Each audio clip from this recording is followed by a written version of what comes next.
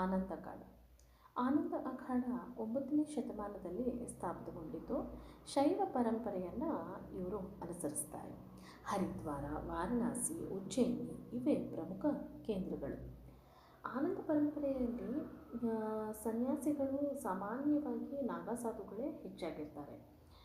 ಇಲ್ಲಿ ಯೋಗ, ವೇದ, ಧ್ಯಾನ, ತಪಸ್ಸು ಇವೇ ಪ್ರಮುಖವಾದ ಅಂಶಗಳು ಎಂದು ಹೇಳಲಾಗುತ್ತೆ.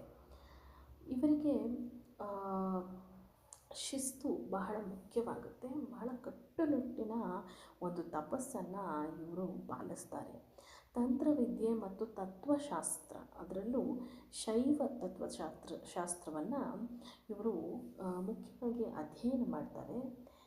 ಮತ್ತು ಶಕ್ತಿಪೀಠಗಳ ಪೌರಾಣಿಕ ಮತ್ತು ತಾಂತ್ರಿಕ ಒಂದು ಪ್ರಭಾವವನ್ನು ಇವರು ಒಳಗೊಂಡಿರ್ತಾರೆ. ಅಂದರೆ ಅಲ್ಲಿಯ ಒಂದು ಕ್ರಿಯೆಗಳನ್ನು ಬಹಳವಾಗಿ ಇವರು ಅನುಸರಿಸ್ತಾ ಇರ್ತಾರೆ.